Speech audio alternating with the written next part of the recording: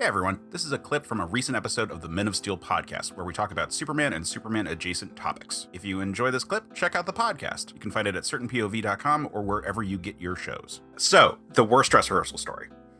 All right, so we were allowed to use the space for a small number of rehearsals, including our dress rehearsal. And our dress rehearsal, we had a big block of time, and it was the middle of the day on Sunday after Thanksgiving. And we were opening the Monday after Thanksgiving. This was 2008. So this wasn't the Crane. This was actually the Bread Room, which is now a drink bar at that location. But at the time, it was the smaller theater. It was like a 30-some seat theater, which, by the way, oh boy, when we realized in order to cover our costs, we needed to have 50 people a night, we got creative with our seating. That is all I will say. Huh. So we were upstairs at the Red Room, and we needed to get through 2 run-throughs in order to have some real time, because there were a lot of changeovers. Again, there were 3 one-act plays, and it was all hands on deck. We couldn't even leave gels up. We could overnight for this particular one, but generally speaking, we couldn't leave gels up between performances. So we had to be very on point in terms of everything we were doing, because it was a shared space and small show. And the fact that we had 3 one-acts meant we actually had a fairly large cast. And this is a big reason why we were we need to not do that in the future, because our dressing room was so tight. We couldn't have everyone changing at once because it was just that small. Fortunately, we were upstairs from a bar, so the people who were done could go and get drinks downstairs. So middle of the day Sunday, we had been hearing a lot of noise because the first floor, the basement's a comedy club. First floor is the Crane Theater, which is a pretty good size. It's a 99-seat Off Broadway house. And then the second floor is the KGB bar, which is also where the bathrooms are. And then the Red Room was upstairs. And then above that was the owner Dennis's office. So we break from the first run through, and all the actors are sitting in the bleachers. We're starting to talk through our notes, and we hear a scream and the sound of breaking glass. And this was not a rehearsal style scream, because we'd been hearing a lot of noise from downstairs, but this was not that kind of noise. And I am closest to the door, so I open the door and I hear more of it, and I run downstairs. And I get to the second floor, which is where the sound is coming from. And the sound is coming from the women's restroom. And there's a little hallway to that door. It's not shared with the men's room. It's around a corner kind of thing. Yeah, you kind of go around the corner from the stairs. So I come around the corner, and that is when I see a dude standing right there with blood gushing everywhere. What? And there's a woman hanging on his back, and she is screaming, "Help, help, call the police." At which point, everything fucking freezes. So I remember distinctly being holy shit, and I look backwards, and everyone had kind of come up behind me. And at this point, I'm oh my God, what the fuck? And I'm in this really narrow hallway, and I'm well, they've got the call the police part. Let's see what I can do on the help her part.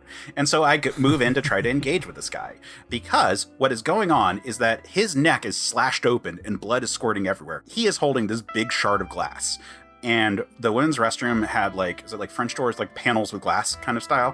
And he had punched out one of them and taken a shard of glass, and he was trying to cut his own throat open. What?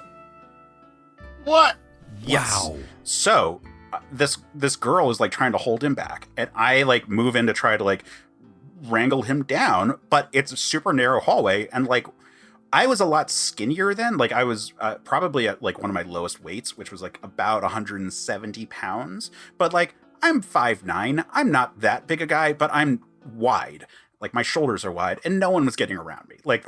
It was not a scenario where I was going to get much backup until things had shifted around a little bit. Yeah. So I'm trying to get the shard of glass away from him. I'm trying to see what's going on, because she's trying to hold his arms back, and she's trying to assist. There's at one point, and this is one of those moments where you're this can't be real, but it did happen. I remember it, and people have verified it, which is that I got him into a bear hug, with him, his back to me.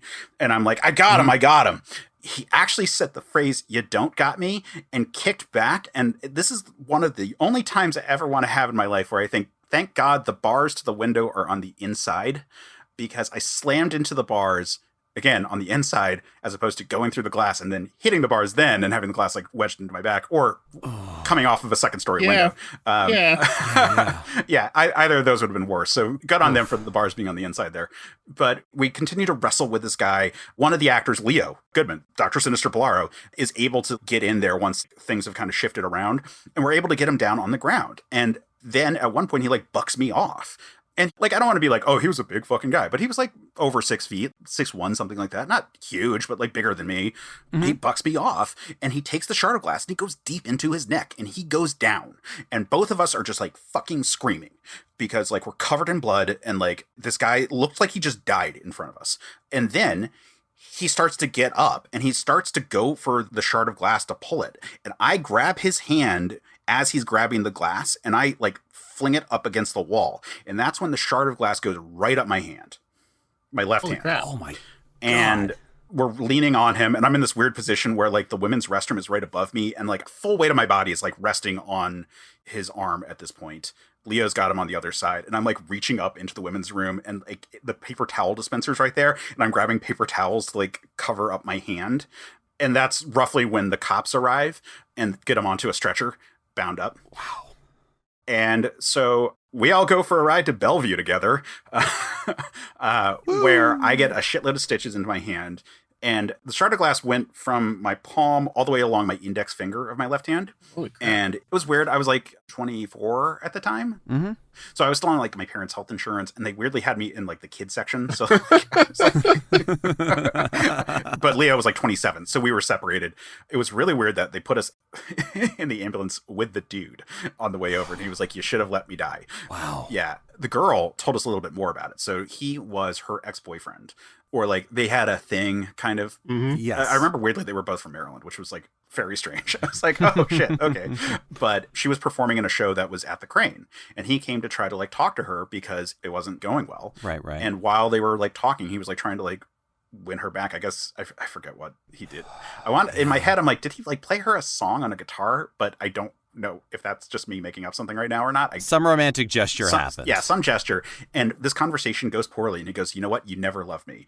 And that's when he like punched the glass. And yeah, Holy crap. that whole weird thing. Yeah, so crap ton of stitches. And because they were all along my finger, on my index finger, they burst later on. So like I still have this giant scar from where like the stitches burst because like they just never were going to properly heal. Yeah. So like Motion. it's a lot smaller than you would think based on how big the slash used to be. And you can kind of see some of the tissue lower down, but the only big like scar area is like the middle digit. But I still have no feeling in my index finger. Huh. And the scar is super sensitive. But yeah. So have you ever considered building a sinister prosthetic for that finger? I got really lucky that I have full movement still, which is great. Yeah. Wow. Yeah. Wow. And, the next crazy. day when we came for opening night of our fucking show, the cast was like, holy fuck, dude. Like, it was like the most unifying experience I've ever had for cast. Like, you know the expression, bad dress rehearsal, great opening night, or good dress rehearsal, bad opening night? Yeah. Great opening night. Wow. Remember, if you like the clip, after you're done liking and subscribing, check out certainpov.com where you can find more episodes of the show as well as a ton of other great shows.